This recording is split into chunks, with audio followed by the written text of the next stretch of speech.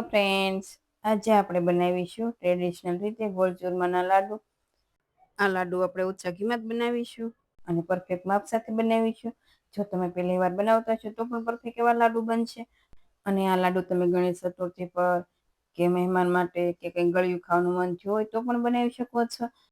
અને તમારે થાળીમાં સ્વીટ તરીકે સર્વ કરવો હોય તો પણ કરી શકાય. અને આ લાડુ આપણે એકદમ પરફેક્ટ માપથી અને ઓછા ઘીમાં જ બનાવીશું.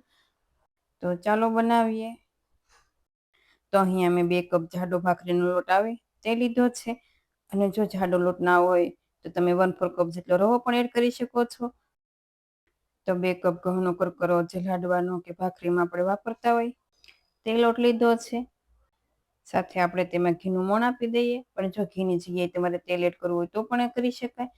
અને ઘી આમાં મેં 3 થી 4 સ્પૂન જેવું એડ કર્યું છે અને એકદમ સારી રીતે મિક્સ કરી લેવાનું. અને આમાં આપણે મુઠ્ઠી પડે તે રીતે મોણ આપવાનું છે. અને જો જરૂર પડે તો થોડું ઘી વધારે પણ એડ કરી દેવાનું. આપણામાં મુઠ્ઠી પડે એ રીતે જ મોણ આપવાનું છે, એટલે લાડુ છે એકદમ પરફેક્ટ એવા બનશે. તો હવે તમે જોઈ શકો છો આ રીતે મુઠ્ઠી પડે એ રીતે મોણ આપી દીધું છે. તો હવે નોર્મલ ગરમ પાણી કે દૂધથી આપણે લોટ બાંધીશું. અને જો દૂધથી લોટ બાંધશો તો 3 થી 4 દિવસ માટે લાડુ સારા રહેશે. અને પાણીથી લોટ બાંધશો તો 8 થી 10 દિવસ માટે તમારા લાડુ સારા રહેશે. એ તમારા પર ડિપેન્ડ કરે. અને હવે એકદમ સારી રીતે મિક્સ કરી લોટની કણક આપણે થોડું દૂધ એડ કરતા જવાનું છે અને બાંધતા જવાનું છે. અને એક સાથે બધું દૂધ આપણે એડ નહીં કરીએ, આ રીતે થોડું એડ કરતા જઈશું એટલે લોટની કણક છે એકદમ કઠણ એવી થશે. અને આમાં મેં અડધા કપ જેટલું દૂધ એડ કર્યું છે. તો 2 કપ લોટની સામે આપણે અડધા કપ જેટલું દૂધ એડ કર્યું છે, એટલે લોટની કણક એકદમ સારી પરફેક્ટ એવી બંધાઈને તૈયાર થઈ જશે. આ લોટની કણક આપણે જે ભાખરીને રાખતા હોય એ રીતે કઠણ એવી રાખવાની છે. તો હવે તમે જોઈ શકો છો લોટની કણક પણ એકદમ સારી બંધાઈ ગઈ છે. તો આપણે તેને 2 થી 3 મિનિટ માટે આ રીતે મસળી લઈશું. અને હવે તેના આપણે નાના નાના લુવા કરી લઈએ. તો આના હું 3 જેટલા લુવા બનાવું છું, પણ જો તમારે નાની ભાખરી બનાવી હોય તો તમે 4 થી 5 જેટલા પણ બની શકે. પણ હું આ રીતે મીડિયમ એવી ભાખરી બનાવું છું, તો મેં આ રીતે 3 લુવા બનાવી લીધા છે. અને આ ભાખરી બનાવવામાં લોટ થોડો કઠણ એવો હશે તો લાડુ છે એકદમ સારા એવા બનશે. અને જો તમે પહેલી વાર બનાવતા હશો તો પણ પરફેક્ટ એવા જ બનશે. તો હવે આ રીતે મેં 3 લુવા કરી લીધા છે. તો લોટ આપણે કઠણ જ રાખીશું. અને કોરો લોટ વાપરવાની જરૂર પણ ના પડે એ રીતે આપણે કઠણ એવો લોટ બાંધવાનો છે. અને તેનું ખાસ ધ્યાન રાખવાનું કે લોટની કણક કઠણ જ હોવી જોઈએ. તો હવે આ રીતે થોડી ભાખરી વણી આ રીતે તેને વાળી લઈશું એટલે ભાખરીમાં ઓછી ક્રેક આવશે. અને આ ભાખરી વધારે થીક પણ નહીં અને વધારે પતલી પણ નહીં, એ રીતે તેને વણીશું એટલે શેકવામાં પણ બરાબર શેકાઈ જશે. તો હવે આ રીતે ભાખરી વણાઈ જાય અને જો તમને વધારે ક્રેક્સ લાગે તો તમે હાથેથી થોડી આ રીતે દબાવી પણ શકો છો. તો હવે આ રીતે ક્રેક્સ હોય તેને આ રીતે થોડી હાથેથી આ રીતે દબાવી દેવાની છે. અને હવે તેને આપણે આ રીતે વણી લઈશું. તો હવે તમે જોઈ શકો છો ભાખરી પણ એકદમ સારી વણાઈ ગઈ છે. સાથે મેં તવો ગરમ કરવા પણ મૂકી દીધો છે. તો આ રીતે હું હવે ભાખરી વણતા જઈશ અને એક એક ભાખરી શેકતી જઈશ. તો અહીંયા મેં માટીનો તવો લીધો છે, પણ તમે ગમે તે તવો લેશો તો પણ ચાલે. તો તવો એકદમ સારી રીતે ગરમ થઈ જાય એટલે આપણે તેમાં ભાખરી એડ કરીશું અને ભાખરીનો જે ઉપરનો સાઈડનો ભાગ હોય તે નીચેની સાઈડ જવા દેવાનો છે. અને ગેસની ફ્લેમ સ્લો રાખી 2 થી 3 મિનિટ જેવું થવા દઈશું. અને 2 થી 3 મિનિટ જેવું થાય એટલે આપણે ભાખરીને પલટાવીશું. અને આ ભાખરીમાં વધારે કાળી ડિઝાઇન નહીં આવવા દેવાની, નહીં તો તમારા લાડુમાં પણ કાળી ડિઝાઇન આવશે. એટલે ધ્યાન રાખી સ્લો ફ્લેમ પર આપણે ભાખરીને શેકીશું એટલે ભાખરી છે તે બળશે પણ નહીં અને બંને સાઈડથી અને અંદરથી પણ પ્રોપર શેકાઈ જશે. તો હવે તમે જોઈ શકો છો એકદમ સારી એવી ભાખરી પણ શેકાઈ ગઈ છે. તો આ જ રીતે તમારે ભાખરી વણતા જવાની અને શેકતા જવાની છે. અને ગેસની ફ્લેમ ધીમી જ રાખવાની છે એટલે ભાખરી છે તમારી પરફેક્ટ એવી શેકાઈ જશે. તો આ રીતે આપણે બધી ભાખરી શેકી લીધી છે અને હલકી એવી ઠંડી થાય એટલે તેને આપણે આ રીતે ટુકડા કરીશું.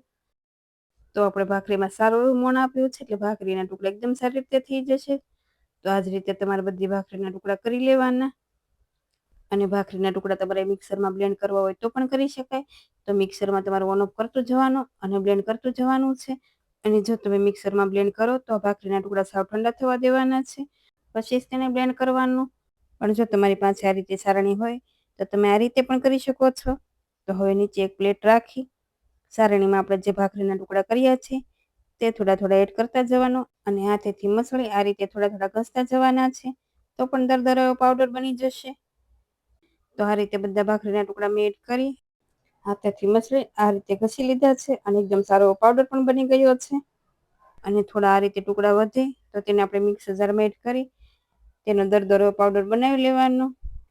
તો હવે આ રીતે એકદમ સારો દરદરો પાવડર પણ બનીને તૈયાર છે, તમે જોઈ શકો છો. તો હવે આ જે આપણે ભાખરીના ટુકડાને બ્લેન્ડ કર્યા હતા તેને પણ આ રીતે સારણીમાં એડ કરી તેને પણ સાળી લઈશું. જો કોઈ પણ ટુકડો રહી ગયો હોય તો તે અલગ થઈ જશે. તો એકદમ દરદરો ભાખરીનો પાવડર કે ચૂરમું પણ બનીને તૈયાર છે, તમે જોઈ શકો છો. અને હવે પેનમાં પોણો કપ જેટલું ઘી એડ કરીશું. ઘી ગરમ થાય એટલે તેમાં ડ્રાયફ્રૂટના ટુકડા એડ કરીશું. અને ડ્રાયફ્રૂટ તમારે જે પસંદ હોય તે તમે એડ કરી શકો છો. અને જો ન એડ કરવું હોય તો તમે સ્કીપ પણ કરી શકો છો. તો હવે ડ્રાયફ્રૂટના ટુકડા એડ કરી 2 મિનિટ જેવું થવા દઈશું એટલે ડ્રાયફ્રૂટ્સ એકદમ સારું ફ્રાય થઈ જશે. અને હવે તેને આપણે એક પ્લેટમાં એડ કરી દઈએ. અને આ લાડુ બનાવવામાં તમારે ઘરમાં કોઈ પણ રહેલી એક વાટકીનું માપ સેટ કરી લેવાનું. જો 2 કપ લોટ, પોણો કપ ઘી અને અડધા કપ જેટલો આપણે ગોળ એડ કરીશું એટલે લાડુ એકદમ પરફેક્ટ એવા બનશે. પણ જો તમારા ઘરમાં ઓછું કે વધુ ગળ્યું ખવાતું હોય એ પ્રમાણે પણ તમે એડ કરી શકો છો. તો હવે આ રીતે ગોળ એડ કરી ગેસની ફ્લેમ મીડિયમ રાખી આ રીતે સતત ચલાવતા જશું. અને આમાં આપણે કોઈ પાયો નથી લાવવાનો, માત્ર ગોળ પીગળી જાય અને થોડો ફ્લફી એવો થાય ત્યાં સુધી આપણે તેને થવા દઈશું. તો હવે થોડો થોડો ગોળ છે તે ઉપર આવવા લાગ્યો છે, તમે જોઈ શકો છો. તો હવે આ રીતે એકદમ ગોળ બધો ઉપર આવી ગયો છે અને એકદમ ફ્લફી એવો પણ થઈ ગયો છે. તો હવે આપણે ગેસની ફ્લેમ બંધ કરીશું અને જે આપણે ચૂરમું બનાવીને રાખ્યું છે તેના ઉપર આપણે એડ કરી દઈએ. સાથે જે કાજુ બદામના ટુકડા આપણે ફ્રાય કરીને રાખ્યા છે તે એડ કરીશું. આમાં તમારે ફ્લેવર માટે એલચી પાવડર એડ કરવો હોય તો પણ કરી શકાય. અને એકદમ સારી રીતે હવે આપણે મિક્સ કરી લઈએ. અને એકદમ સારી રીતે મિક્સ થઈ જાય અને હલકું એવું ઠંડુ થઈ જાય એટલે આપણે તેને હાથેથી મિક્સ કરીશું. એટલે ચૂરમું અને ગોળ છે એકદમ સારી રીતે મિક્સ થઈ જશે.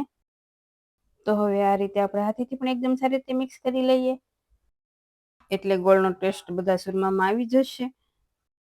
તો આ રીતે ચૂરમું અને ગોળ એકદમ સારી રીતે મિક્સ થઈ જાય તો ચૂરમું હલકું એવું ગરમ હોય ત્યારે તેના લાડુ બનાવી લેવાના. અને લાડુ તમારે જેવા નાના મોટા એ રીતે તમે બનાવી શકો છો.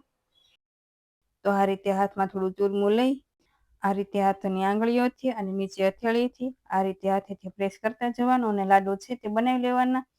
આ લાડુ છે થોડા પ્રેસ કરીને જ બનાવવાના છે એટલે લાડુનો શેપ એકદમ સારો આવી જશે. તો હવે તમે જોઈ શકો છો લાડુ પણ બનીને તૈયાર છે. આ જ રીતે તમારે બધા લાડુ બનાવી લેવાના. તો આ રેસીપીમાંથી મેં 7 થી 8 જેટલા લાડુ બનાવ્યા છે. પણ જો તમે નાના બનાવશો તો 8 થી 10 લાડુ પણ બને.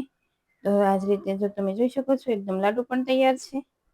અને 1 સ્પૂન જેવા આ રીતે પ્લેટમાં થોડા ખસખસ લીધા છે. તેનાથી આપણે તેને કોટ કરીશું. અને એકદમ સારી રીતે આખા લાડુમાં કોટ થઈ જાય એ રીતે કોટ કરી લેવાના. અને જો તમે આ રીત અને માપથી લાડુ બનાવશો તો લાડુ છે તમારા એકદમ પરફેક્ટ એવા બનશે. અને આ લાડુ તમે 3 થી 4 દિવસ માટે ખાઈ પણ શકો છો. અને જો તમારે વધારે લાંબો સમય રાખવો હોય તો તમે પાણીમાં પણ લોટ બાંધી શકો છો. તો 8 થી 10 દિવસ માટે સારા રહેશે. પણ દૂધમાં લોટ બાંધવાથી લાડુ એકદમ ક્રીમી એવા અને એકદમ ટેસ્ટી એવા બનશે.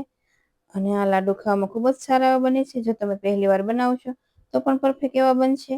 જો તમે આ રીતે માપ અને રીતથી બનાવશો તો લાડુ એકદમ સારા એવા બનશે.